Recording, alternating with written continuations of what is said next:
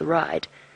Shadow is down below him. If we go down a little bit, she's currently, funnily enough, marking her rubbing on her cheek on the various branches around her. Cheeky girl. And Karula is furious. It's very difficult for you to hear, but she is growling away. We're just going to go forward ever so slightly so that we can watch the action unplay, but we've got to pick a good spot where we can see everything happening.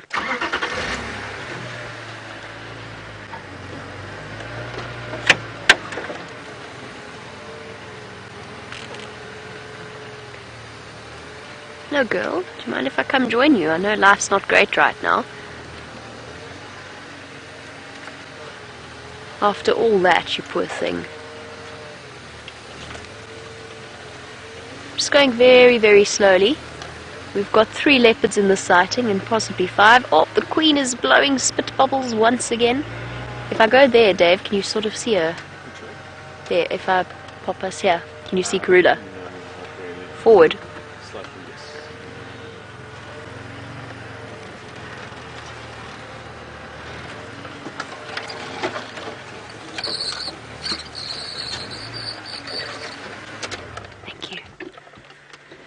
Sharon in Belito, isn't this sighting absolutely incredible? You can see salivating away, relatively stressed about this whole situation. Now, the reason that Karula recognizes Shadow as her daughter is, I think leopards know each other, like people know each other. They know which is their daughter. Shadow's going to go up the tree, or she's thinking about going up the tree.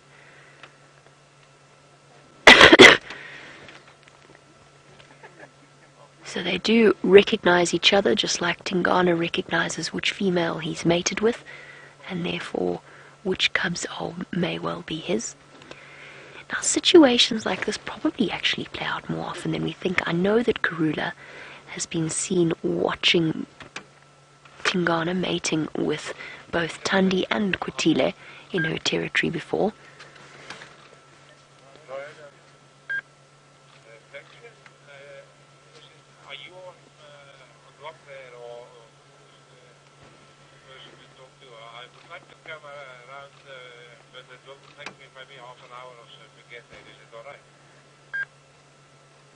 She's having just a jolly good sniff all around her.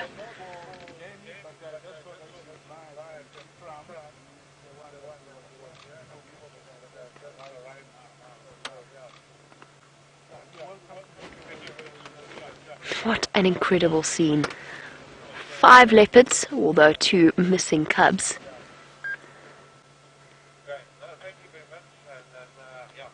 Yes, absolutely. A cat in Tampa. You've got that spot on. So I'm sorry, I've been so caught up in the chaos. I haven't properly explained everything that's going on. Shadow is in Karula's territory, but only just. Karula was always just on the boundary between her west, or sort of close to the western edge of her boundary, and Shadow's eastern edge. Oh, Tingana, this is a precarious spot you find yourself in.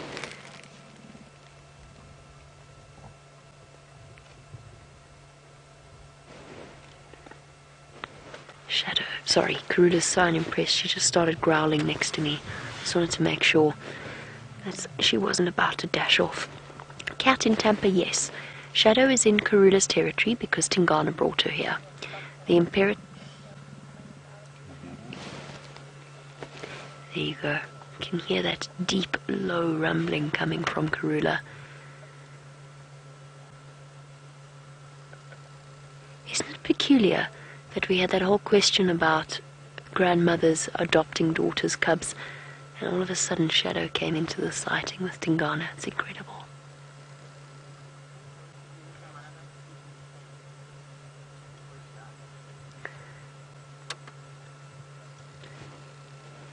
That impala's going to fall out of the tree.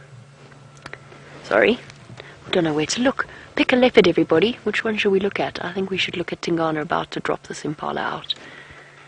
It is... I don't even know how it's holding up there. Oh.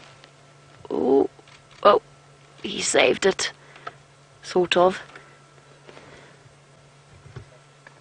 It's gonna go. It's gonna go. Bernie, Bernie.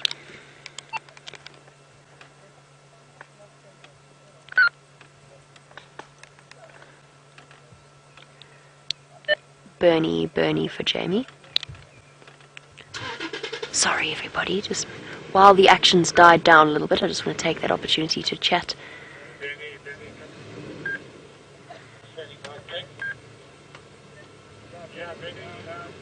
Okay, while I just have a quick chat on the Game Drive channel, let's go across to James and a scavenging bird of prey.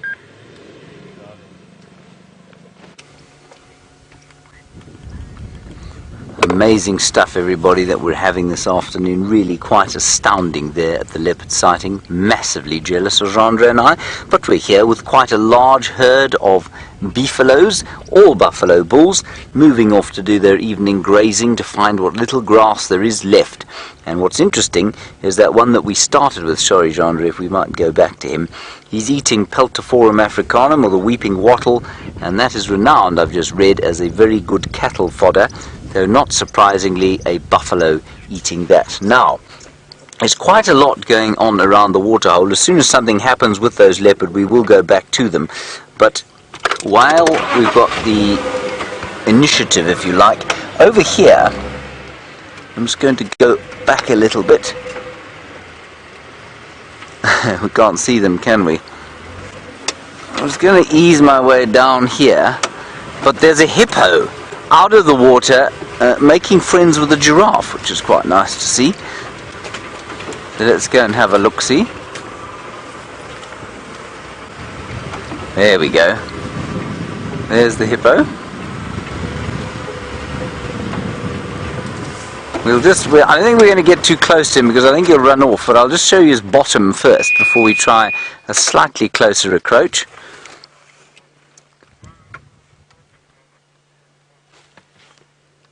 There we are. And I've just heard now, that's the hippo's bottom, everybody. That's not what I've just heard. I've just heard that the lions apparently have moved off. So I don't think they are there. But we'll go and have a look and see what we can find there. And Aubrey reckons they might be around this area. Right, let's try and go a little bit closer to the hippopotamus. See what we can find there.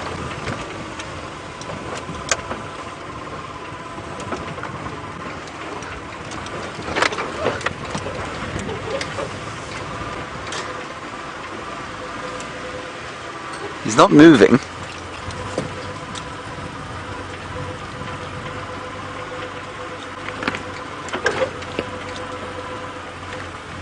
There we go. We might have to make a fairly hasty retreat if he takes offence to us. I don't think he will. He is exhibiting quite a startling amount of flatulence, which you can't hear, but I can.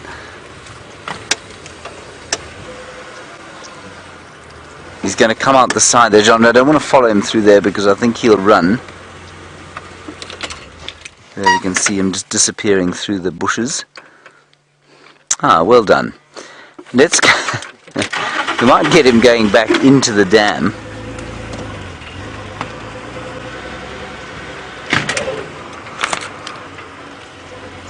There he goes.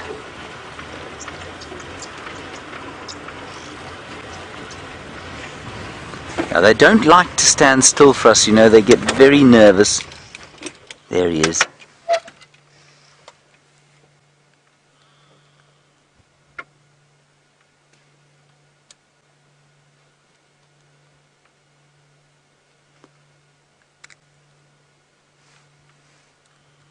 Very nice. Now, Jeandre, where's that rather... Oh, you've seen the giraffe? He's right here. There he is. He's just walking up behind us. There we are.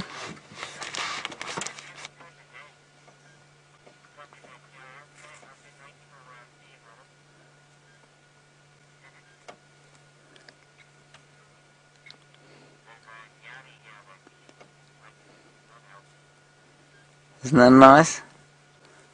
That's a bull giraffe with quite an overbite. Doesn't he have a bit of an overbite there, Jean-Ray?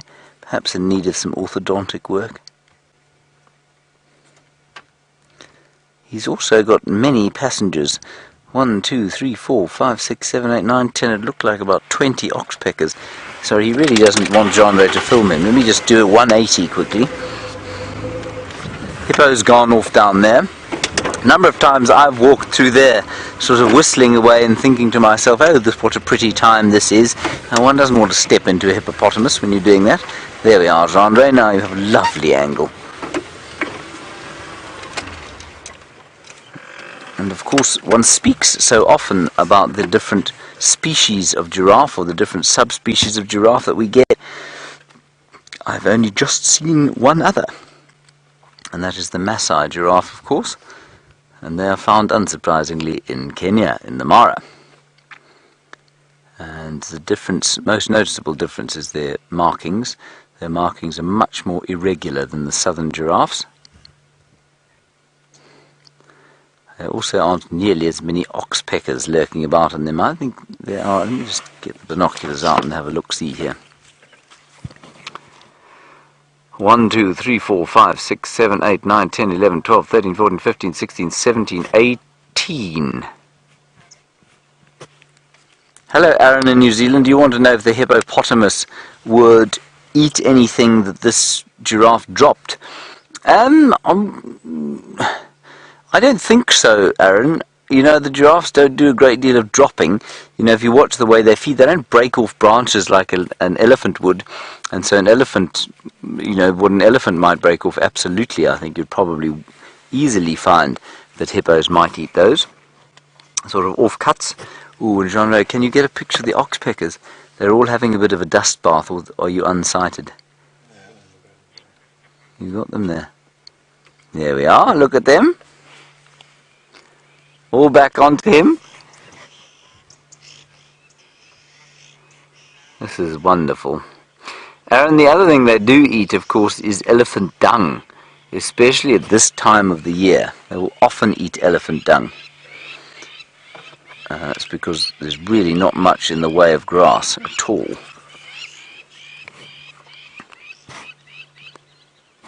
See, there are hundreds of these things. 1, 2, 5, 6, 7, 8, 9, 10, 11, 12, 13, 14, 15, 16, 17, 18, 19, 20, 21, 22.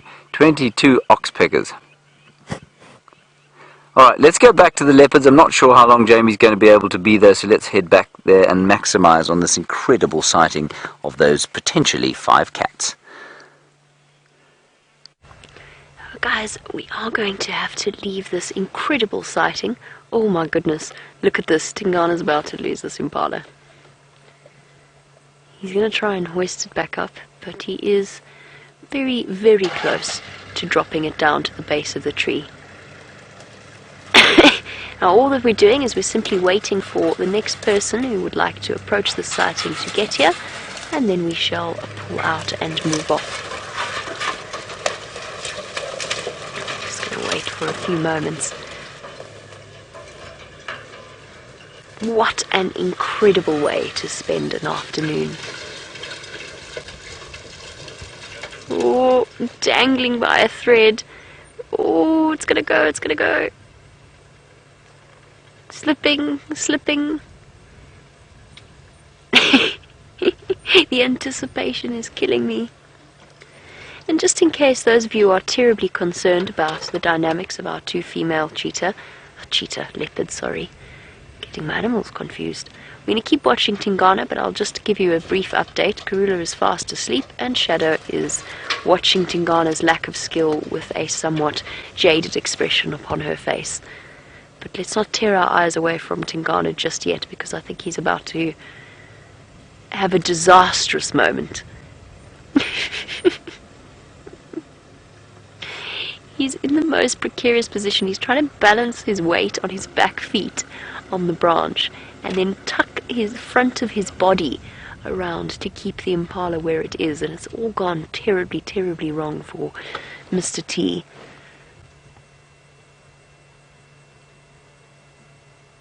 Well, or terribly right, I suppose.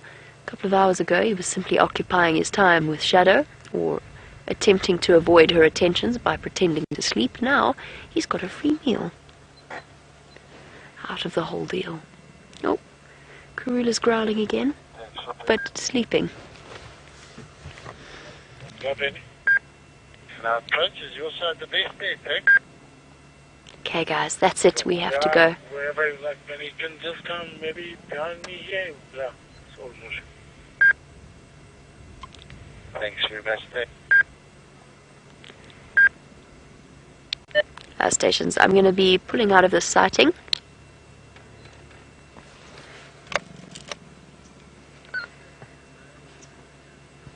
Okay. Wow, what an incredible afternoon it has been spent with these leopards. We're going to move off and find some other things, but in the meantime I'm going to send you back across to James while I make my way out of this particular sighting.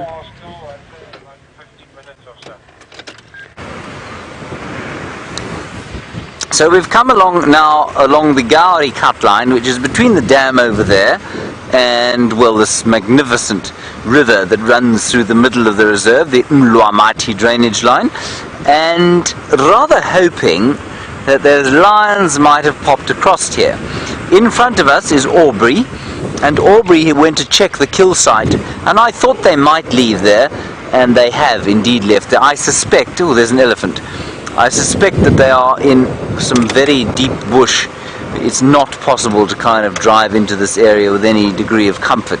So we'll stop here and have a look at the elephant, and we'll also make sure that we can't see tracks of these lions going towards the pan there. We move a bit forward,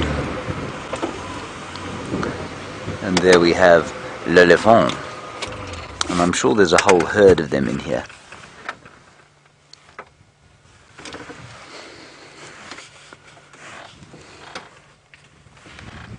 On his own there. I don't know why he's on his own.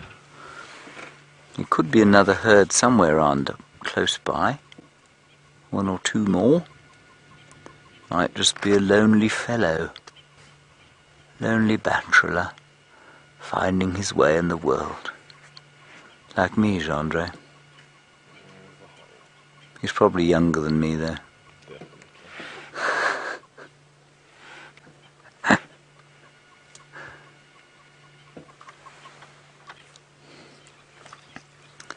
Anyway, we'll sit here for a little while and enjoy him, see if we can maybe hear some alarm calling. That would indicate where the lions have gone. But the fact that Aubrey has driven up and down this road and checked for tracks indicates to me that they have not crossed towards the pan, and they're probably still in that hellishly thick block towards which that elephant is now facing.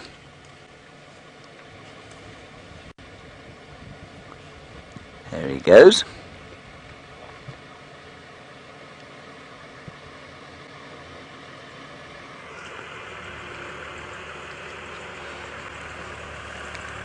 Ahe, minjani kwalan? Tingala tiyo kui. Atukona. Hello, everybody. Hi. Which channel is this? Oh, well, you and therefore I and now you, of course. We're on wildsafariLive.com. Yes, but is it not on? Not on TV now. No, we do broadcasts to the United States though, Okay. on National Geographic. Oh, National Geographic here. No, not here. Yeah, it's a different region. It's all rather complicated. Enjoy. We are live. So you are live. You are live. You are live. Yeah. Would you like to say anything? Well, maybe someone will spot us. Yes, somebody might spot you. We can't put it on you because you haven't signed a release form, you see, and you might sue us should you become famous overnight.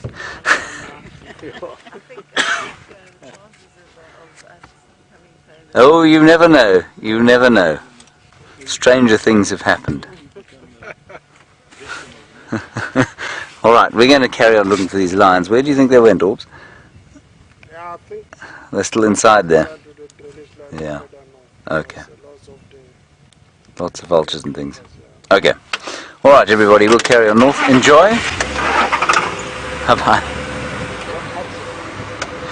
It's always slightly awkward when that happens, isn't it? Because you can't put the camera on them, but they always are fascinated by the sight of the camera. It could also be the sight of Jean-André's hairstyle and his enormous calves that arrest their attention. Regardless, you have to have some kind of a conversation, and then I feel a little disconnected from you guys, so I do apologize for any of that.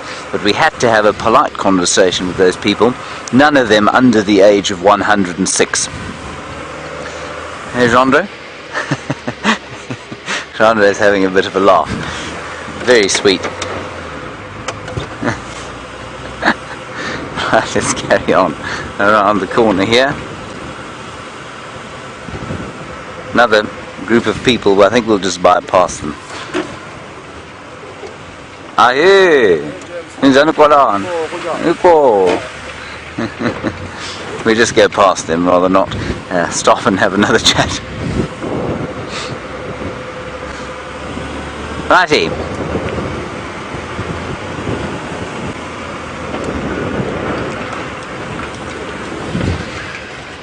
Gracie, aged 9, you say, are you still my best friend now that you're aged 9? Gracie, I don't know why you think it would ever have changed, the fact that you are now aged 9. You're of course my best friend and shall remain so. No, Jean-André, you're not my best friend. You're probably in the top 150 or so, but yeah. Gracie is number 1.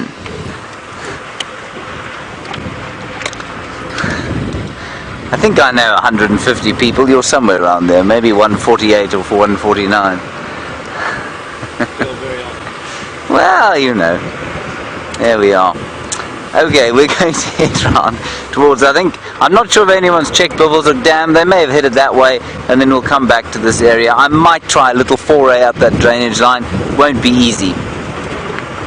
How was that leopard sighting? I hope you all enjoyed it. I was extremely jealous of the fact that we didn't stay with those leopards for slightly longer.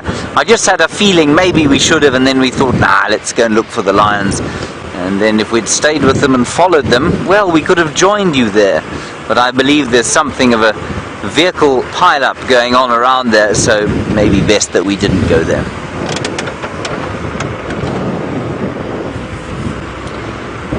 Heading north to the Bivelshoek cut line now. And we'll see what we can see there. Oh, sorry, Haley, I'd missed your question because of those people came up and we were greeting them. The Centurions, we'll call it the Centurion vehicle. Haley, you say, how come the seasons are different from what they are in England? You say the winter is wet there, and the summer is dry, and it's the other way around here. Of course, the summer is wet here, well, wettish, and the winter is dry. Well, Haley, first of all, I'm amazed that you say it's ever dry in England, because that certainly hasn't been my experience, but I take your point. Haley, I'm not sure of the exact physical properties, but this is just a very strictly summer rainfall area. As you move to the south, towards Cape Town, where Jean-André is from, they have... Heaven, says Jean-André. Jean-André, of course, is deluded. They have what we call a Mediterranean climate, and that's because it's Mediterranean. So around the Mediterranean Sea and down to Cape Town, you have that winter rainfall and then very hot, dry summers. And I suppose that's much the same as it is in many parts of Europe. And that's just a Mediterranean climate. Down here, I think possibly because of the latitude, because we're closer to the equator, we generally get our rain in the summertime. But I can't really say why. I'm going to say it's because of our latitude, but I couldn't really tell you what physical properties of the atmosphere make it so that because we're closer to the equator. I'm not really sure. Very nice question. I love those questions that I can't really answer because, well, it's just rather interesting. Well, on that note, yesterday evening someone asked us about the Grant's zebra, and I said I'd heard of it, but I wasn't really sure what it was. And then I opened my book and I said that there was an East African species, subspecies of the plain zebra called Equus quagga bohemi, and that bohemi, thanks to my dear source of information, Judy H., is in fact the Grant's zebra. So thank you for that again, Judy H. Your constant monitoring of my biological knowledge is enormously appreciated, so please keep doing it.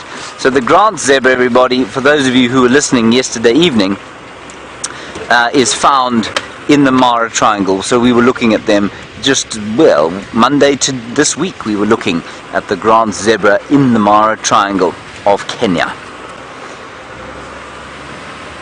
Now let us see anything pops out.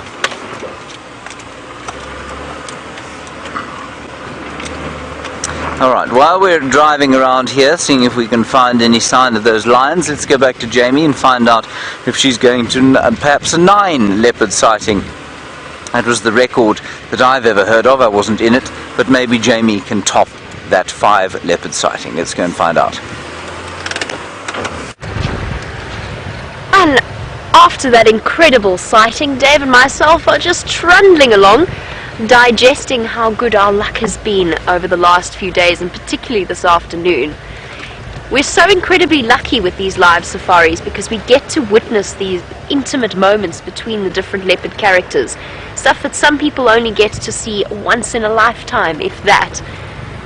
And it's, in a way, it gives us a much deeper understanding of the way in which the different leopards interact with each other, probably on a more frequent basis than we realize. So it's not the first time that we've seen Karula and is sort of involved with a mating pair, been around a mating pair, and I think that might be a first with her 2 cubs involved as well. And what was so fascinating about the build-up to that sighting, before we realized that Tingana was on his way, bringing Shadow trailing behind naturally, before we realized, I said to Dave, she's starting to chuff, she's starting to call, and then we saw the 1 cub, and then all of a sudden it was absolute chaos, and she was up going back to the kill, going to greet Tingana and investigate him. And it just turned out to be the most interesting interplay of the different dynamics. So a truly spectacular sighting here on the Sunset Safari. Not sure we can top that one, but you never know. The night is, or the evening is yet young, and we've still got at least another hour of our Sunset Safari. Well, let's see what other magical things we could find out here in the African bush. Our animals have been the stars of the show of late. They've been absolutely incredible. I came this way for a reason. Oh, I remember. Apparently there was a male lion somewhere here, so I thought we'd go and just have a little scratch around for him.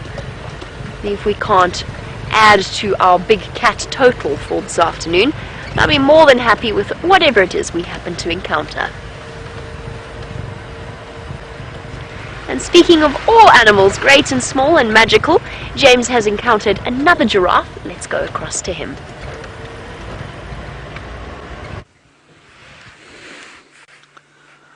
There is a giraffe, everybody. Obviously.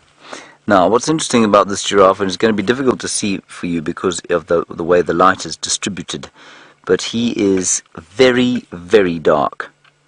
And the question is oft asked of us, is a giraffe's darkness an indication of his age? And you know, a lot of the time it really isn't. A lot of the time it's simply an indicator of a giraffe with slightly darker hair. And this chap's just got quite dark hair. I think he's younger than the one we saw earlier. And I think that because he's got, well, I actually don't. He's much bigger than the one we saw earlier. He's probably older. He's got quite a lot in the way of that parafilarial parasite on his neck, which you can't see in the silhouette, but you can see the median horn there. You can see the calcification of the skull that's taken place. And also his eyelashes sticking out there. That's quite cool. Well done, Jandre. You've captured his eyelashes beautifully. You know, I learned the other day, everybody, a completely useless fact that will not help you or me, but I'm going to give it to you anyway. Elizabeth Taylor had a very rare condition where she had eyelashes on the top and the bottom, which apparently is very unusual. I know we've all got very sort of small ones on the bottom, but she had basically a double top and bottom. It's a rare genetic condition, and that's why her eyes looked so, well, so interesting. I don't really remember Elizabeth Taylor too well, but I thought I would share that utterly useless fact with you on account of the fact that it's the only eyelash fact that I'm aware of. Rusty is now revving horribly. Let's let her clutch go.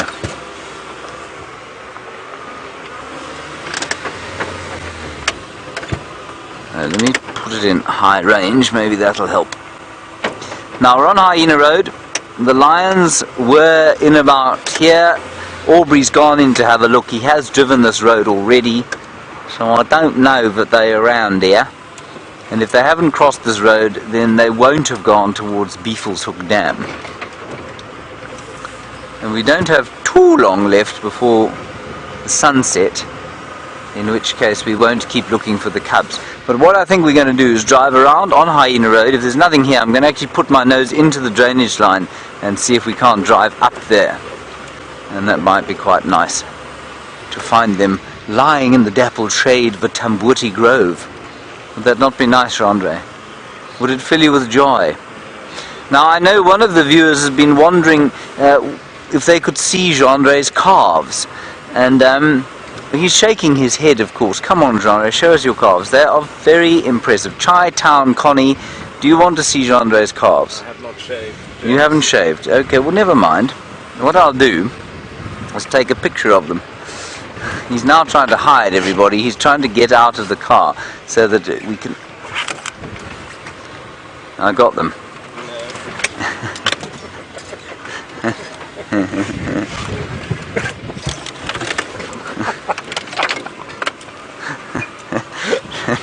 There goes my lens cap. Hold on 1 second.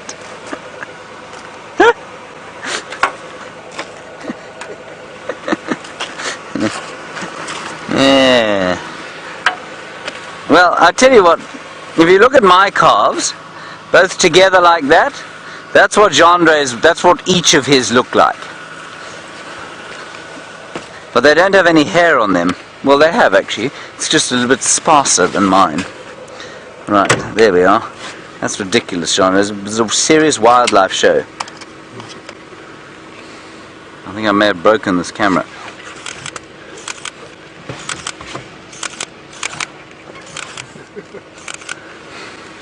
Hello, Daniel and Virginia. You say, while Genre was on leave, did he see Graham's camera work in Kenya? He did, and he was very complimentary about it, weren't you, Genre? You said it was the best you'd ever seen. Yes. Let me explain something about Graham Wallington, everybody. He refuses to wear, I mean, his eyes are losing flexibility, as that happens to all of us, but he refuses to wear bifocals. So he's got 2 pairs of glasses, one of which helps him to see far, and one of which helps him to see close. But if you are filming from a camera, you need to be able to see the viewfinder and the subject that you're filming, right? So he was basically, it's impossible for him to see, because he won't wear bifocal glasses, it's impossible for him to see what he's filming at if he wants to see the viewfinder in focus, and likewise if he wants to see the viewfinder in focus, he cannot see what he's actually filming. So it's very difficult for him because he refuses to wear the bifocal glasses, and that's why he was rather uncomplimentary to himself about his film work. I thought he did remarkably well. He certainly did far better than I would have, but that's not saying much. It would definitely have been blurry Mara if I'd been on camera.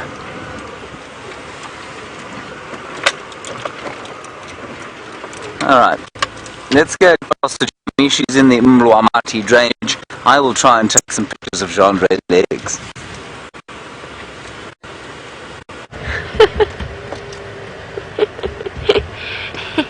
And James's mom says he only takes pictures of the sun. Anyway, moving on, since we're in the Mulwati drainage line. Dave, I'm not going to take any pictures of your calves, I'm sorry. Thanks. But I take a strong stance against objectifying Dave and the other cameraman. But as we trundle along the Mulwati, I've just spoken to Ephraim, who tells me that where he left the male lion this morning, there are lots and lots and lots of elephant tracks, and that it's most likely that they chased him somewhere into this vicinity. That's what we're looking for at the moment. Either way, I think that the Djuma Dam pan is going to be a very good place to start heading towards as it starts to get dark. because there's a chance the Nkuhumas are going to come for a drink, there's a chance that the male lion is going to come across for a drink, and who knows what other things might decide to come and quench their thirst. And either way, driving through the Mulwati is a truly scenic route that we can just sit back and enjoy. In fact, I don't even have to really drive the car, it kind of drives itself. Welcome to Stacy, it's lovely to have you on board. Stacy is one of our newer viewers and has asked a question that we always love answering. We always love encouraging people to pursue the dreams that they have. So Stacy would like to know how we came to work in the bush and do the career that we do, working in a game reserve. And the answer is each of us has a very different path. I kind of always knew I really wanted to do this. I wanted to be a wildlife vet, but I'm excruciatingly allergic to animals, which unfortunately put paid to that particular career path. I then did an unsuccessful foray into law, with a couple of trips to reserves in between and working on reserves in between. As you can see, my legal career has been sterling so far, most successful. And then I went on to pursue my dream of becoming a safari guide and work out here. But I've known since I was a very small child. It feels like as long as I can remember. It's probably not that long. But one of my earliest memories is watching a lion walk past the car in the Kruger National Park.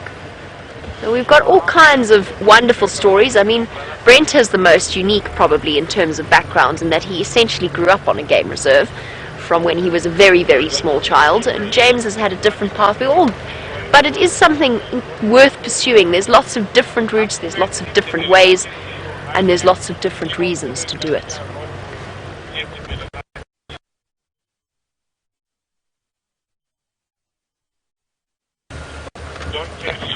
And essentially, there are qualifications, there are official qualifications that you have to follow as we duck beneath the beautiful archway of the Mulwati drainage.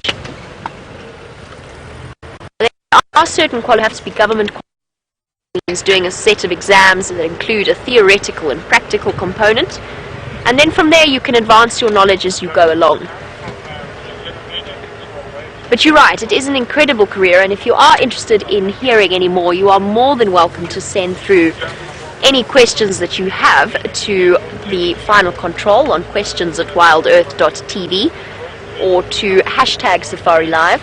And if you're really, really keen on pursuing a career in the guiding industry, then we're more than happy to help you in whatever way that we can.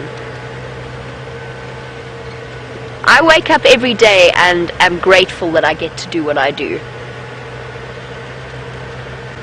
There's not many people that get to live out their dreams, and we've been very lucky that we've been able to do it. Come on, lion. It's not a lion, but there's something moving there.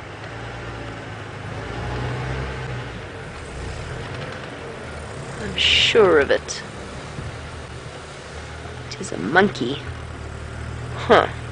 And it's just gone away into that... goodness. Hurry, let me see if I can try and find him again for you. I feel like I haven't seen vervet monkeys yet since I've come back from leave.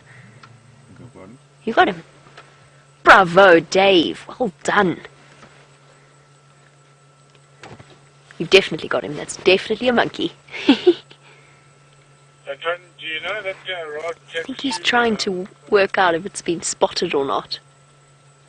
Where's the rest of your buddies, little one? Oh, there we go. Little face peeking out on the side on the right. There's two of them there in shot. Can you spot the second one? There it is, shifting around. Oh, bounce, bounce, bounce. Have we gone up into the leadwood?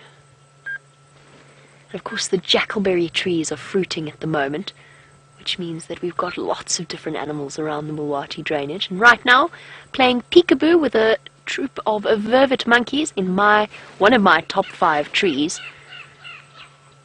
A leadwood tree.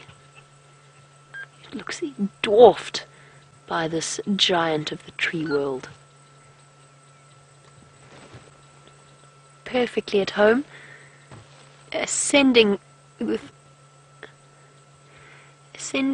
the grace that perhaps Tingana did not quite show when attempting to get to that kill. Right, let us go over to James and see what creature he's found for you this time.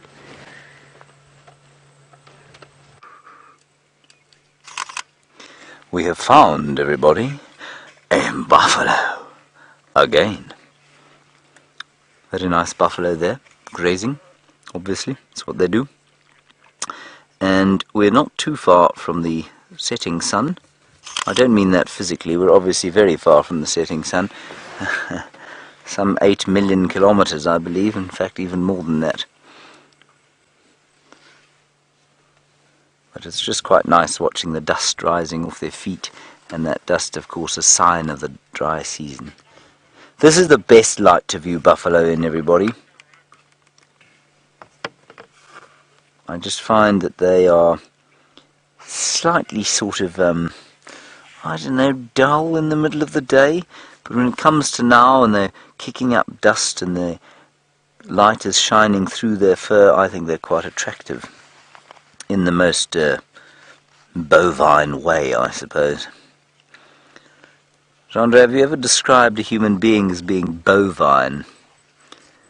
It's not a compliment. No. Look at this one here, Jean-Andre. I think he's itchy.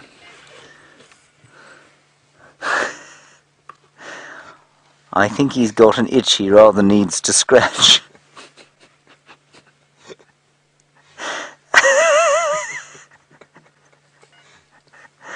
Oh dear. Oh goodness. Yes. That jackalberry tree is going to be rather sad, I think. I feel that a tree as magnificent as a jackalberry should not be subjected to what that one is being subjected to at this point.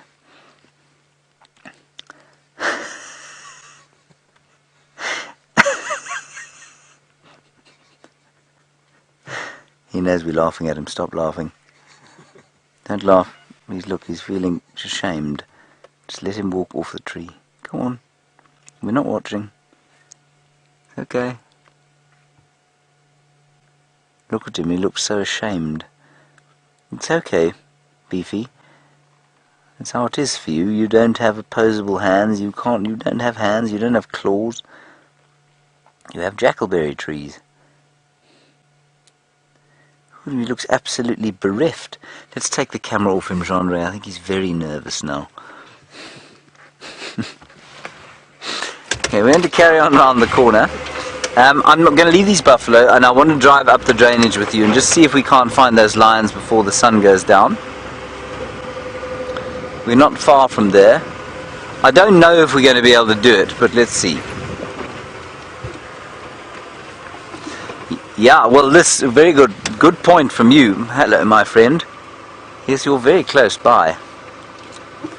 Yes, I'm sorely tempted to slap you on the bottom, but I'm not going to. Don't worry. He is now within touching distance.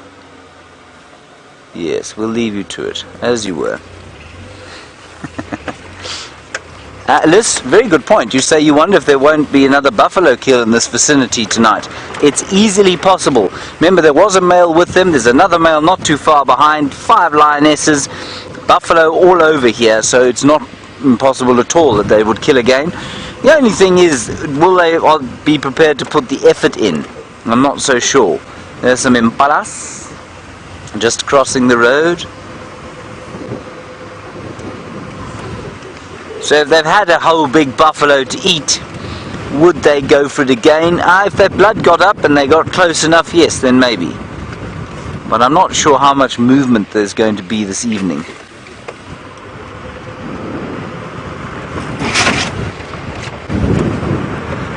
Right.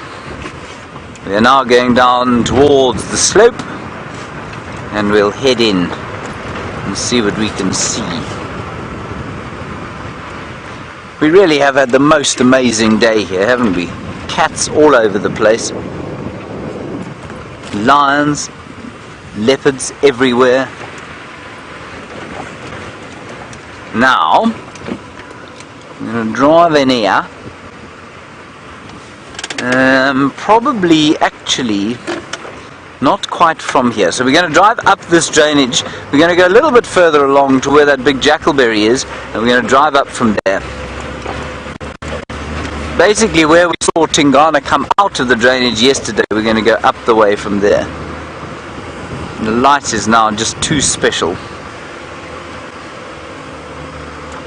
Now would be a good time to take a picture of your calves, Jean-Andre, because the light is very beautiful. The aerial is, I'm afraid, having a relax. I don't think it's supposed to be pointing at the ground.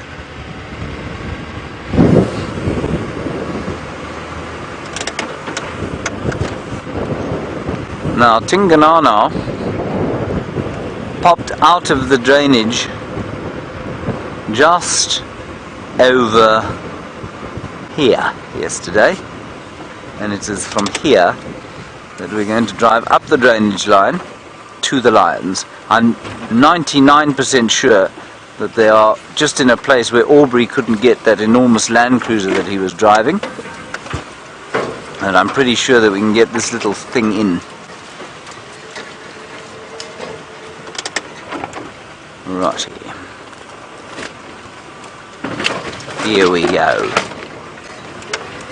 We may of course be stopped by the the sort of difficulties of moving through very bush infested area. This is the peninsula that Brian and I lodged ourselves on yesterday.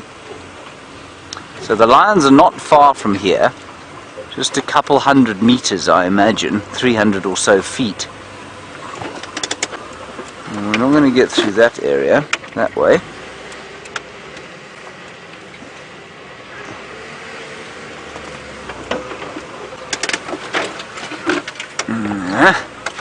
Let's try here.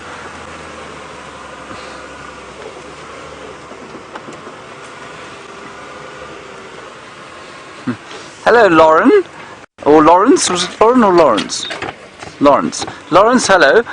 You say, apart from the live safaris, what do we do in the park? Well, we don't do anything. We don't do any... That's what we do permanently. But in the park, there is obviously a lot of tourism.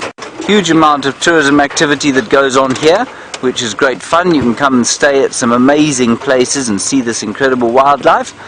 Otherwise, the other job that you can do around here would be that of a ranger, and the rangers are the guys in charge of the actual conservation work. They will do the anti-poaching, they'll burn the fire breaks, maintain the roads, look after animals, maintain populations at the right numbers in some areas. And that's basically what you can do. We don't do too much of that. In fact, we don't do any of that. We are purely here for the live safaris. And we like to think we make a contribution to conservation by introducing people to the wilderness and to the wild. Now, these lions, I think, are really pretty close by to where we are now. But whether we can get in there or not, I don't know. Maybe a little bit of bump here, Andre. Yes, I know your VR rig. Watch out for this tambuti tree, Andre. Don't eat the leaves, you'll die. And I shall have to film myself. Are you alright there?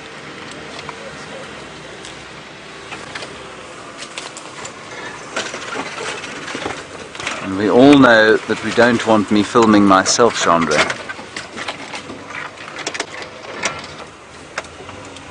Now, this is a slight shot in the dark, but I'm hoping we'll be lucky. You seen any lions, Andre? You smell scat. Well, that is a good sign. It may have been a scat that I drove over this morning. Right, now, the thing with the pride of lions that has cubs is that the cubs at this time of the day will start making a noise. So let's have a listen. That's an alarm calling bird.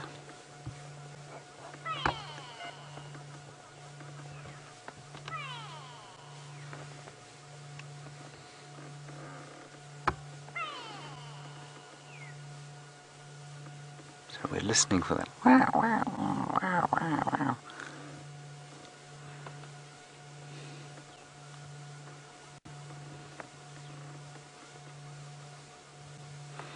But there is definitely a distinctive smell of lion dung in the area.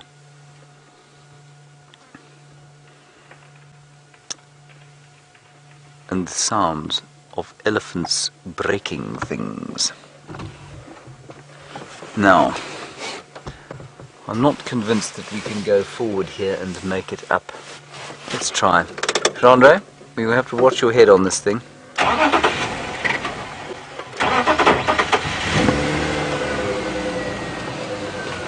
We'll gently ease our way forward here.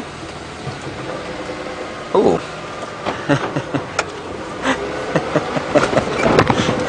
The lions are not here, everybody, and you know why I know that? It's because I'm psychic. No, it's not. It's because they're at the Djuma pan and you've told us that. How we missed their tracks going across the road, I cannot imagine, unless, of course, they've just crossed now, which is very possible. Right, because I'd happily believe that I'd missed them. I wouldn't believe that Aubrey'd missed them, no. Okay, let's go to the Djuma pan and see the lions. Unless Jamie's closer, in which case she can go there, but I think we are closer, actually. We'll just pop out here. Hold on, Jean-Andre.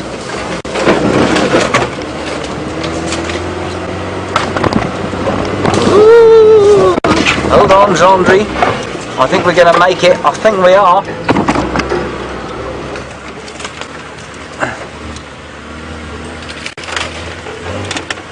And I'm just going to call it in on the radio, just in case some of the game drives who are looking for them are closer by. Stations, a visual of the Djuma Pride at the pan. It's visual on the dam pan camera. I'm not there yet, so I'm not on my way there. I'll be 2 minutes away. Right, hold on, we're 2 minutes out. And the cubs are there. Thank you, everybody. Jean-Andre, your aerial's having a rest.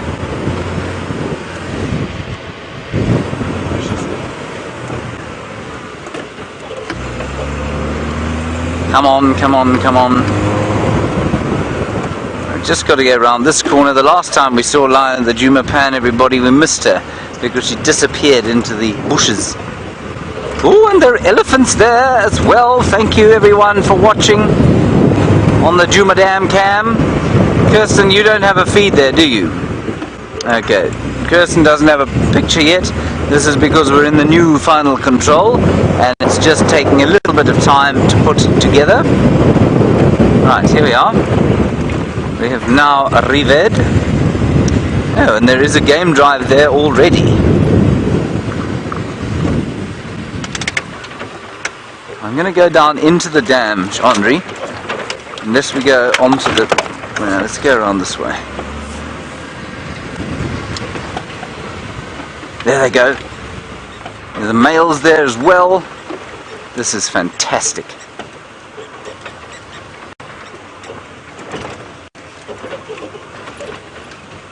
Look at all the elephants. This is amazing. Look there, all the lions on the right hand side, elephants off to the front. It's unbelievable. Kirsten, if you want to try, I don't know what you're... No, you in fact don't go to the camera's facing away, I think, from the pan. More elephants coming up towards the pan. And oh, you don't, so you can't actually cut it. Okay, I've got you. I've lost my game drive radio now. Where on earth is it? There it is. Oh, look, little cubs. Look at them all. 1, 2, 3, 4, 5, 6, 7, 8. Oh, they're too cute.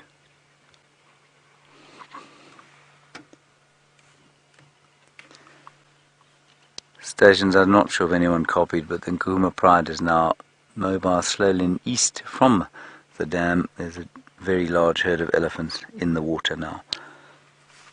And the one big male who I think is courting Amber Eyes. Why wouldn't she? But he's not courting that lioness because she is unquestionably still nursing. You can see that from here. He's got a bit of a limp. Not unusual for a male lion or leopard to have a bit of a limp. And they've clearly been drinking. You can see them sniffing. And the reason they've moved away from the water, everybody, I'm 99% sure, is because of these elephants. You can see lots of them there now. They've totally covered the pan. They know the lions are there, but the lions will not take a chance. Andre, consumption. Now let's see what happens here. It wouldn't be unusual. Look at this. They're chasing the lions now. See how they're moving the cubs away? The lions. Here come the elephants. Shouting. The lions have taken fright. Oh, and look, this is our favourite elephant, everybody. That's the half-trunk herd. She doesn't book any nonsense, that elephant. She's one of our favourite characters for our new viewers. You can hear the little cubs, maybe they're just objecting there.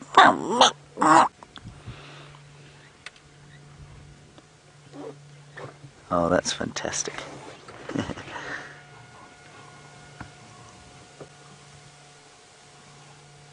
Look at them disappearing through the bush there.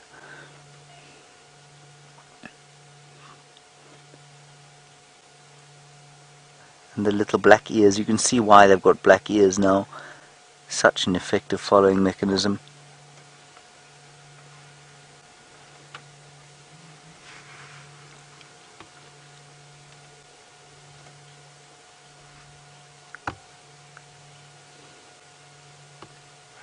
And I don't know if you can hear, but the elephants are all talking to each other. They're making that low, deep rumble. I don't think you'll pick it up. It's very low frequency. I think let's follow those lions, everyone. We're going to have a last view of them before the sun sets, and we might come back to the elephants just now.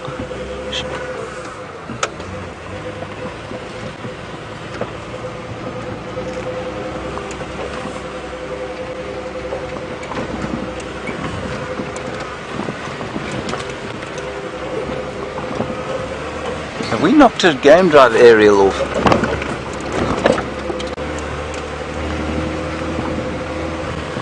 Sorry, Kirsten, I'm having trouble with the radios here. Here we go. I think that they are... Yes, we got you now. They're the little cubs. And the mum is over there. We're going to go just towards the cubs. I think they're going to go back towards where that kill is. I don't know that they're going to go all the way there, but I think they'll go towards it and perhaps spend the night in the drainage line area where we were. Look at them all. I'm not going to follow them through that thick block, everyone, so let's just enjoy them now.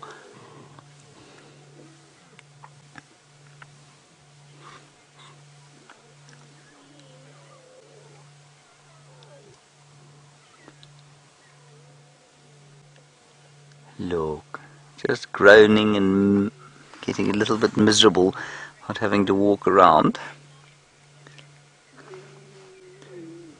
Jen Ward, you say an exciting drive for both James and Jamie. Absolutely, just incredible stuff.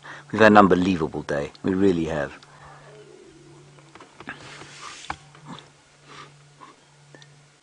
And then playing with each other. Martha, you want to know if lions eat elephants? They do. Very, very seldom do they eat them here. Normally only if they actually die. Of natural causes, I mean. But in Botswana and in the drought season and during those sorts of times, then absolutely they do. But normally the elephant has to be very, very weak, and the pride has to be very, very large in order for them to be killed. That is a very large male lion. Well, he's relatively large. He's not actually very large. He's just an impressive beast, isn't he? These Birmingham boys have filled out a huge amount in the last sort of year that they've been in charge here. Just over a year now they've been in charge. Look at that golden light catching him there. And I'm not going to follow them through there, everybody. The sun is setting, the cubs are going back, and it's very thick in there. Stations, these animals have moved, the pride has moved off east into the block towards the Gari cut line. I'm not going to follow them through the block, it's very thick.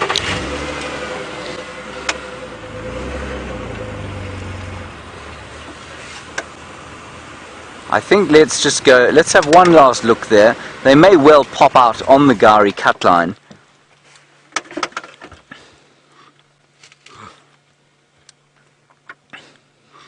There we go. Just spraying his territory there, making sure everybody knows who's in charge.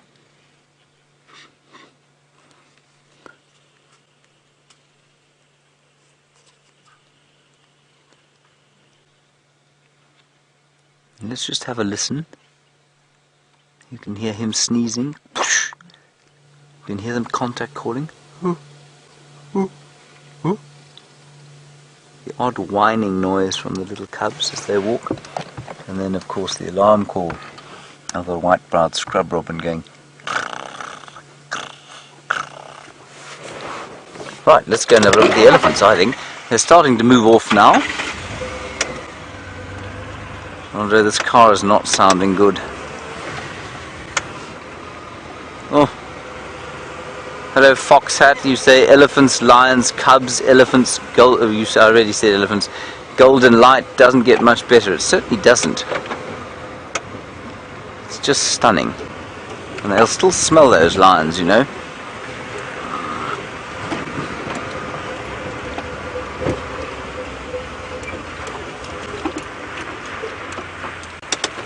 Let's go up onto the wall here. Hold on, Andre. Don't fall out the car. Grip on with those amazing calves of yours.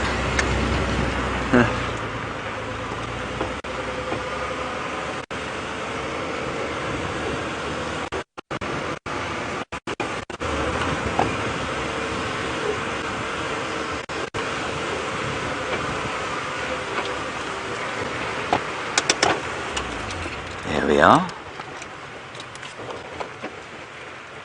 Last station, best approach, just pop up Gari cut line. I'm pretty sure they're going to pop out there in the next 3 minutes or so.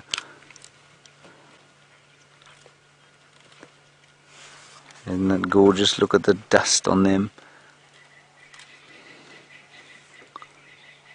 Gosh, it really is stunning. Now this, I think, will be 2 or 3 herds of elephants. We definitely know that the half-trunk herd, or third trunk herd if you like. Let's call it the short trunk herd, and we don't have to argue with amongst ourselves as to the exact fraction of the trunk that is missing, because it's not, it's more, she's got more than a half. So let's call it the short trunk herd, just 4 of them, and there might be 2 herds here as well, congregating in the water and then splitting up again.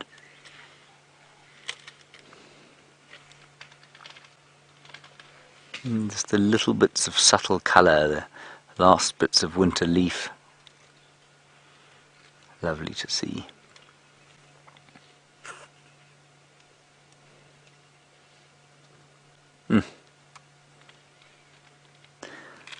Andre, do you see that animal over there? That one there, look at that everyone, it's a great migration. That is the blue wildebeest, of which I saw quite a few in the last week or so. And the difference being, for those of you watching our little Mara broadcast, this chap has got a black beard and not a white one. And his horns are actually, as Peter Bart pointed out to me, his horns are actually closer to his head than the brindled gnu of East Africa.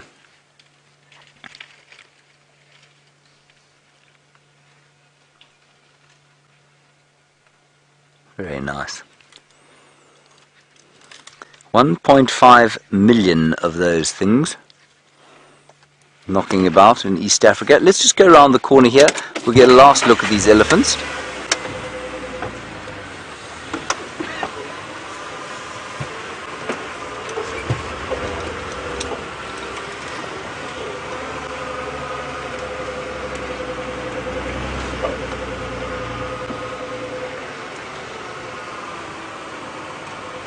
And thank you all for your screenshots, very nice. I don't think we're going to get them backlit against this light, so we'll just get them sort of lit to the side, if that's alright, Andre. Is that okay? There you are. Is that any good to you? Good.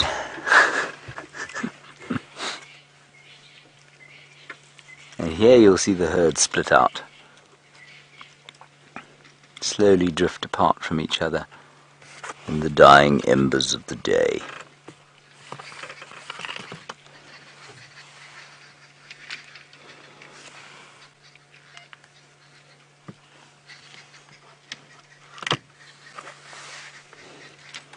You can see many of these trees have already been savaged by elephants at various times.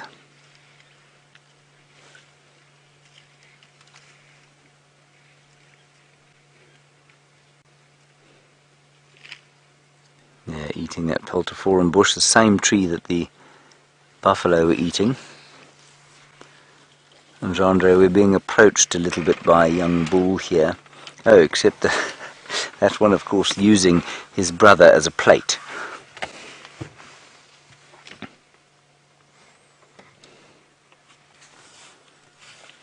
Very nice.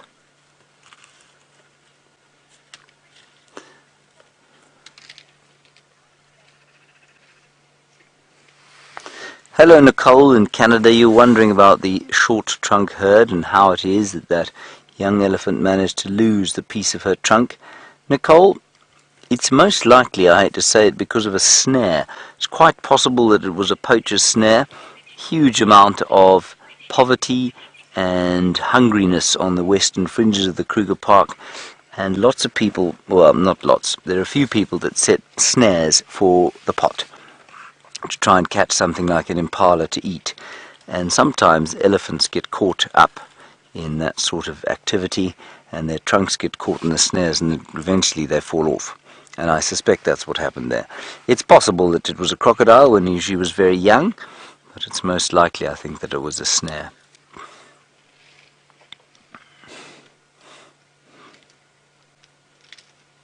But she manages fine, you know, it really is amazing how easily she manages. They're having a drink now at the waterhole, the short trunk herd.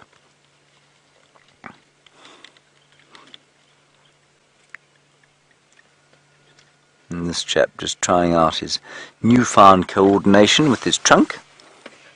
It's not a wrinkly bottom, is it?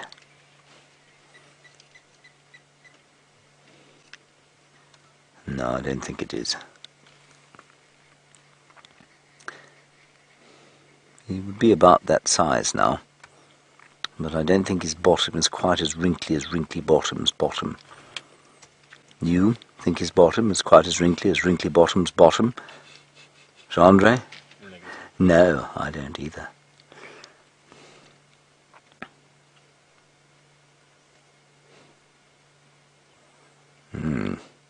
Enjoying the delicious flavours of Peltophorum africanum. Oh, you're vicious. He's just telling us that he's very strong, and I'm not to talk to him in anything other than the most adult of terms.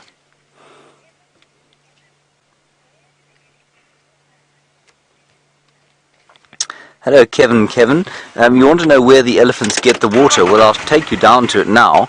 There's a little water hole here that's pumped, and so we're actually driving along a pipeline here, and it's pumped from a well or borehole down to the south, not too far from where the leopard is actually, and it's pumped towards here. Let's just stop here and let them go past us. I don't want to make them upset. You can see covered in mud. And apparently, if you have got a feed of the Nest Cam going, you're going to get an unbelievable picture of those elephants walking all around it. The Nest Cam is actually in the waterhole.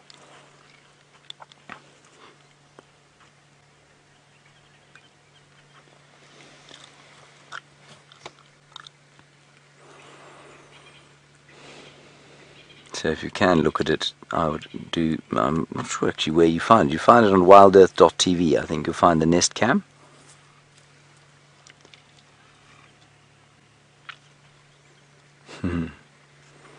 It's the one following Mum. Oh, apparently it's not. It's on a place called Nest.com. You can probably search Djuma or Wild Earth there, and you'll get the picture of that Nest Cam. I should know that. I'm sorry I don't.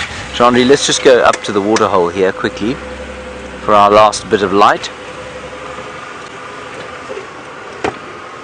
And Kathy, you say you'd love to see Benjamin Button. For those of you who don't know what we're talking about, Benjamin Button, an elephant that looks like he's got very old before his age, and in a similar way, Wrinkly Bottom has a very wrinkly bottom. Both about the same age. Benjamin's probably a bit younger. Now, I too would like to see them. I'm just going to pull off the road here slightly so that you can see the elephants and the wildebeest drinking together, and I'm also going to ask Jean-Andre to show you where the nest cam is. There is the nest cam. You can see it, just that little bobble hanging below the... Oh, I knew he was going to do that. He's just stepped in front of it. So if you're watching the nest cam now, you'll get an incredible view of that elephant. There, you can see it. There it is.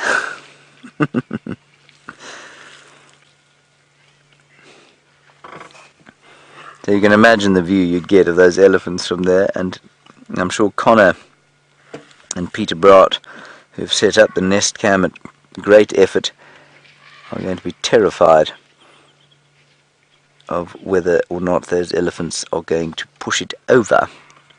And Peter was apparently in a blind panic earlier about it. Now, there is the short-trunked cow, the short-trunk matriarch.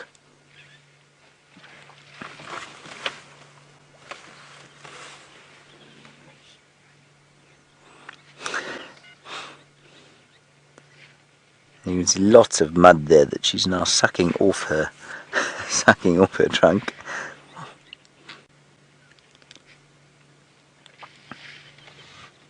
And she's not old. I think she's only about 25 years old, you know. Right, great news, everybody. Jamie had to leave, but Jamie has gone back. She's with those incredible leopards. Let's go and have a look.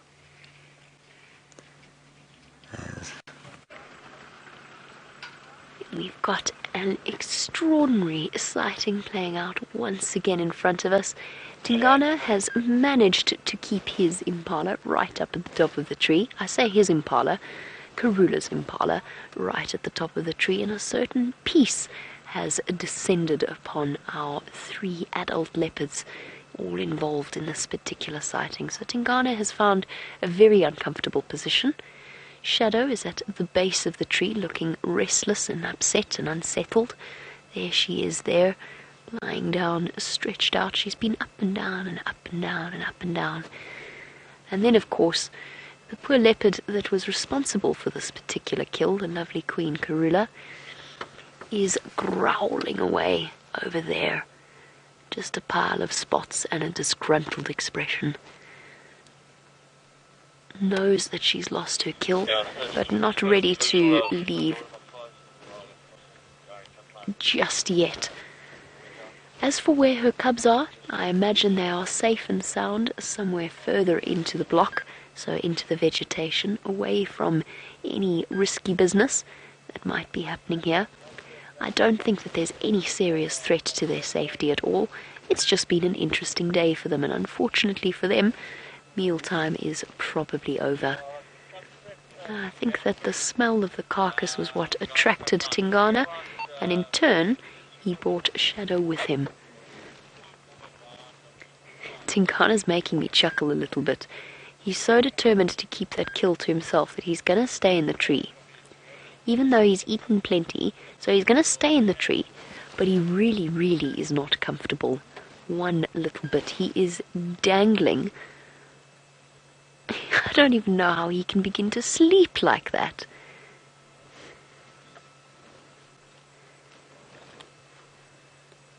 And there we go for Smiley in the UK. Smiley wants to know whether or not leopards ever fall out of the tree and if they ever die as a result. Yes, they fall out of trees, and they get I think personally, they get a very embarrassed expression on their faces and very sort of abashed body language. Not something you often see, though. They're very good at saving themselves.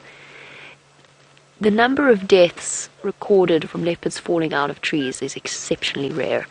So, like your house cats at home, they have a tremendous ability to land on their feet and to absorb that landing with their incredibly springy joints. So it's very, very unusual for a leopard to fall out of a tree. They're very good at staying in them.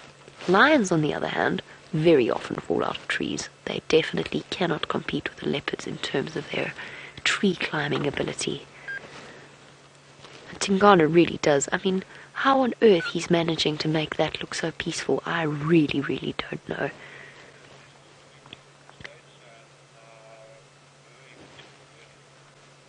Sort of perching precariously. We kind of reached a stalemate after the excitement of the afternoon. None of the leopards are in any hurry to move. Tingana is going to guard that kill until he's finished. I mean, he's basically finished it. There's hardly anything left from what I can see. Is that not comfortable at all, mister? I'm going to scoot forward a little bit so I can try and get you a better view. We are in a very precarious spot, but I just wanted to stop here so I could show you all three leopards.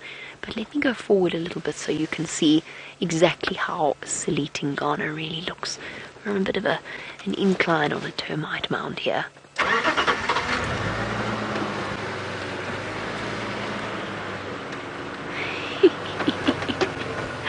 I have to laugh at him. He's so determined that that kill is going to stay his and that none of the other leopards have a chance to feed on it, that he's found himself in a really, truly uncomfortable pose. Dave, if I stop there, can you sort of... Perfect, thank you. As you can see, we are truly precarious right now, but not quite as precarious as Tingana.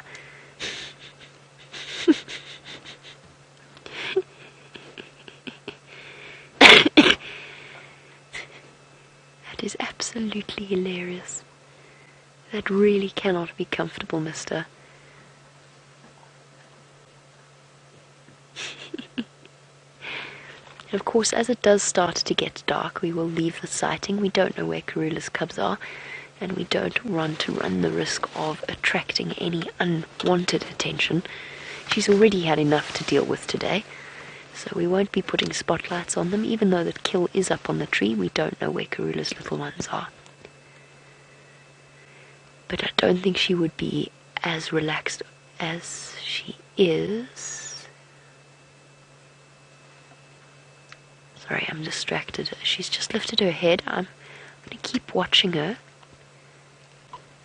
She's very well hidden there. I don't... There you go. You can just make her out.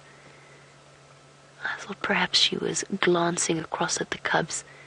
There is a chance that they might come and investigate what's going on, but it's relatively unlikely.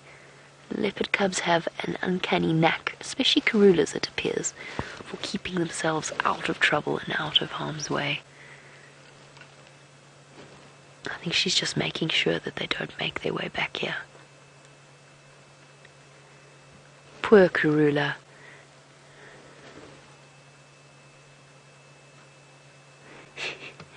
And Chris has said this has been the best soap opera that I've ever seen. Yes, absolutely, I couldn't have described it better myself. The days of our lives of our leopards, or something similar. Could have been a bit more creative there, but that was the first thing that popped into mind. You know, sands through the hourglass, or at least sands through the African savannah. But yes, a true soap opera has played out, with the victor being the big male leopard. Well, he's got the food at least. Perhaps not the comfort, but he's definitely got the food. A truly amazing way to spend one's afternoon. While we do one more shuffle around and just see if we've got any chance to improve our view, let's jump across to James, who has a hippo at Djuma Dam. Much better view there of the hippopotamus. Everybody may well come down and sit in the water during the course of the night, or certainly have a drink. Not much for him to eat around here, so I'm not really sure what he's thinking about eating. But I just think that's a really lovely picture, don't you? It's just rather gorgeous. He's sitting there. It looks like he's resting his nose on the ground. I think he's having a snooze with his nose on the ground there. Doesn't look too troubled by life, does he?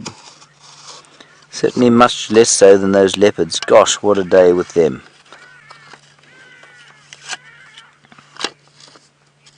Hello, Snoop. Do you think it's Snoop Dogg? Chandra? Do you think that's Snoop Dogg asking us a question? Snoop, you want to know how far the hippo has to go? Stop shaking. You think how far the hippo has to go to eat? In this case, quite far. I would imagine probably during the course of the night that hippo could easily move 15 kilometers or so, 16 kilometers, maybe 10 miles. Yeah, I think that's probably how far you'd have to go to find sufficient to eat. Remember, hippo, because of their energy balance, remember they spend most of their time in the water. And that means that they don't have to eat as much as something like a rhino does, which has to walk around all day. So they don't have enormous energy needs, but they do obviously need to eat. Now, over this side, there is a herd of elephants approaching us. I don't really want to drive towards them because I think they're coming up towards the pan. And so let's just enjoy the sight of them in this sort of light. Isn't that nice? That's very beautiful, John. Is that to do with you or to do with the sort of natural light? It's to do with you. Me, yes. I mean, my radiance is so bright that it is shining upon them, casting them in a gorgeous light. Ooh, the back one there, can you see there, has got a collar on her. You see that bobble on the back of her head? That is a collar, which means she's being used for some kind of research. There'll be a GPS tracker on there, much the same as the one on Sindile, the male leopard. And I find for elephants it's even more interesting than it is for leopards because they move massive distances. Far more than any other animal I know, other than maybe wild dogs, but I think even them, they don't move as far as these elephants do. Birds. Birds.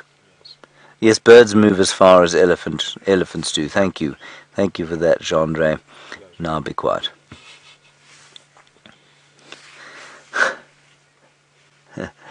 Smart ass.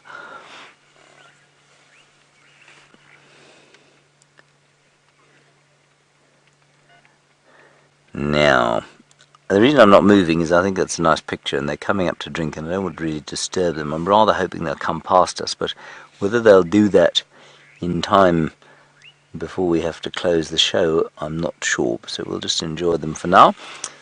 The Nest Cam, by the way, is unfortunately now without power. So Peter Bart was down here trying to fix it, but unfortunately he's only going to be able to fix it tomorrow.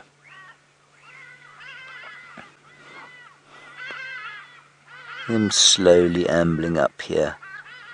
And I've said to you before, if you look at the one on the left there, hips sticking out, spine sticking out, they've struggled this dry season and they will continue to struggle until the first flushes of longish grass start to grow. I guess also, you know, some of the trees, the knob thorns, will start to flush immediately. They flush according to day length rather than the amount of rain that there is, and so that will be a help to these elephants. But they have struggled because they didn't have much grass last wet season. You can see that collar there. Looks like a necklace, doesn't it, Jean-Dre?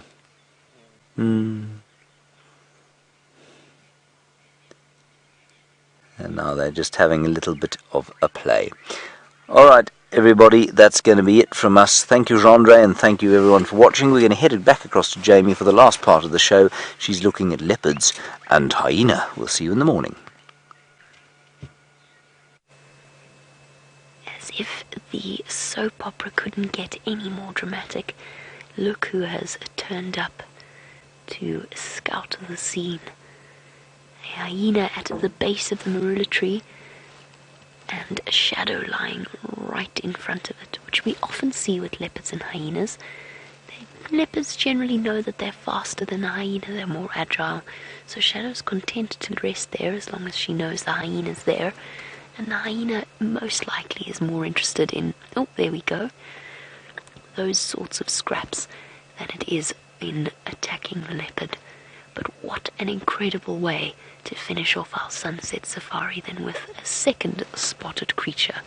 Two scavengers, one called Tingana and one a hyena. Look at the scene in front of you. Absolutely astounding.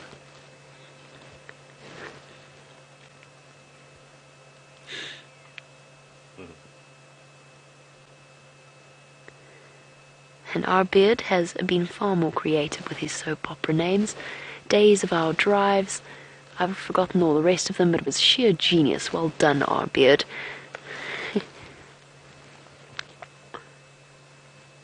All my cubs like Sabi sands through the hourglass. Perfect. I think that neatly sums up what has been another extraordinary live safari experience. Dave, we've just been on a roll, haven't we? Absolutely incredible.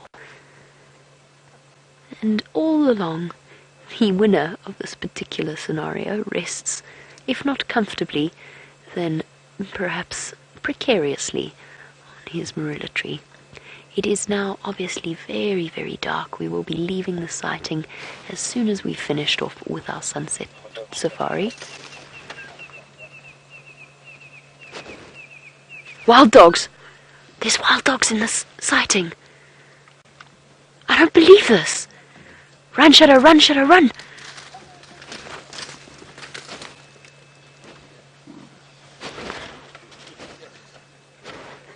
I don't believe this. There's Karula there. This is absolutely phenomenal. We can't move just now. We need to give these leopards space. Run, run, run, run, up. Good girl. This is absolutely astounding. Obviously, we're not going to finish the show right now. Karula's made it safely up into the tree. Shadow has as well on the other side of the termite mound. This is incredible. Absolutely. Here comes the dog. Duck my head down.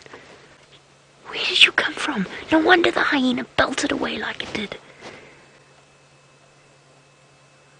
Come on, Shadow. Karula's cubs, I really hope, are up somewhere nice and safe. I'm sure they are. Here comes the wild dog to see what's going on. Being watched carefully by Tingana, who of all of them has turned out to be the safest and most secure. No wonder that hyena went sprinting away.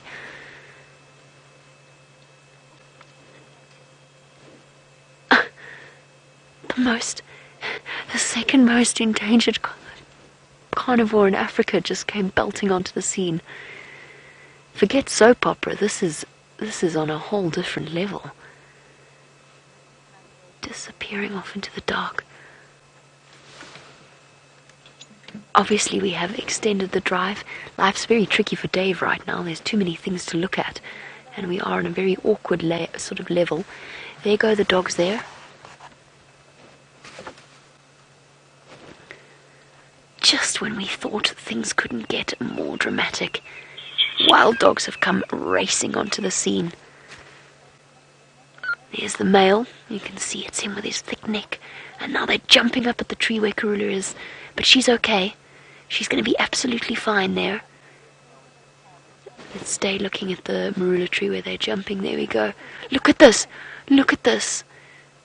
Leaping up to try and reach for her. There's no chance there, doggies. Not a chance. Karula is far too canny for you. And if I know Karula like we do, she's got those cubs safe and sound somewhere as well. I know that you're all terribly worried about the cubs. That was my first thought as well. But they are going to be okay. I'm sure they're up in the tree already. Particularly since the hyena was lurking around. Here comes the wild dog behind us.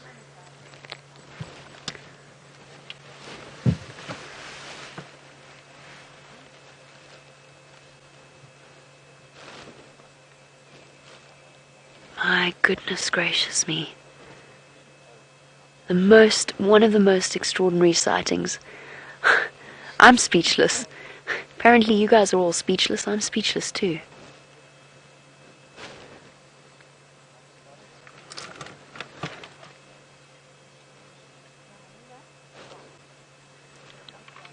I couldn't understand why that hyena sprinted like a mad creature all of a sudden. I thought for one crazy moment Karula had tried to chase it away. Here comes the... My goodness gracious me. I know it's getting very dark, but obviously for those of you who are joining us for the first time, in this situation we absolutely cannot put any lights on these animals.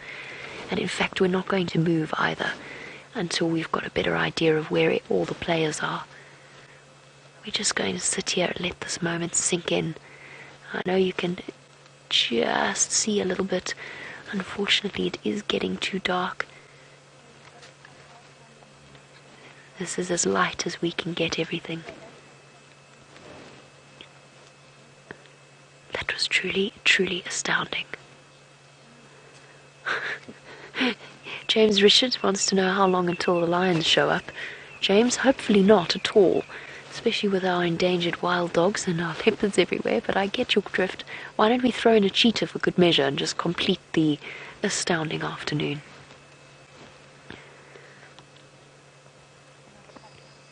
And an aardvark, why not? Let's have an aardvark wander into the midst, because this has just purely been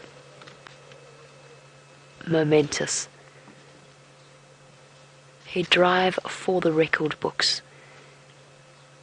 3 different types of predators, big predators, 5 leopards, 3 wild dogs, 1 hyena, all playing out in one spectacular sighting.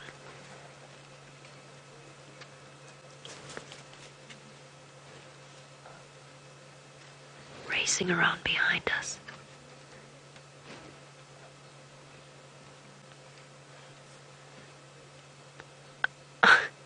It's taken my breath away. And Sleepy One, yes, what we're watching here is completely normal. We are in a very awkward position, and I'm actually going to, in a moment, I'm going to ask Dave to turn the presenter light off my face, just because it's now got so dark that it's providing a little bit of extra ambient light. So Dave, if you don't mind, if you can just switch that off. Sorry guys, you can barely see me, we're sitting in the dark. But that is what we need to do, because now it's got to the point where it's got so dark that we have to do that. So Sleepy One, yes, it's totally normal for wild dogs to chase leopards. Sorry, trying to have eyes in the back of my head here. The reason they do it is it's a predator hierarchy, and they actually come right up top. Depending on numbers, if they've got the advantage of numbers, they fall just below lions in terms of the hierarchical layout of the different predators. So they very, very often chase leopards up trees when they encounter them. Which is, of course, what has played out here. Shadow, I heard her growling. I think she's made it into a marula tree on the other side of the termite mound. Karula's accounted for. Tingana, of course, through all of this, is absolutely fine. The hyena's booked out of the sighting. And now it's just Karula's cubs, and unfortunately we'll just have to wait for the sunrise safari to find out what happens. I think the wild dogs have decided they're bored and that it's time to clear off. They're going to be finding somewhere safe to settle down for the evening. Oh, listen.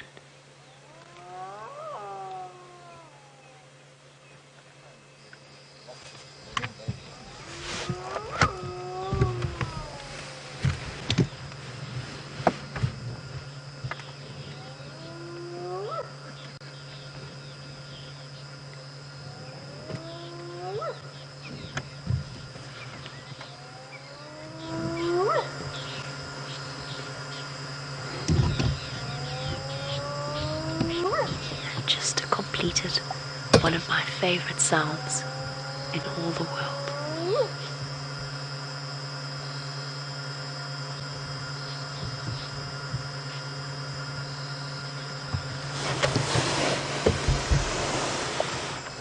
Okay, I think the wild dogs have gone for now. It's time for us to remove ourselves from this particular situation and let the scenario play out however it is meant to play out. But I think it's safe to say that that is one afternoon for the record books. What an incredible surprise. Sure, Dave, I still can't believe it. It's totally speechless. I'm so glad you were all there with us to share in it. Well done to Dave, and a big thank you as well as to the lovely Kirsty and Jerry in Final Control, and to all of you. Join us on the Sunrise Safari and we'll try and puzzle together what happened during the night.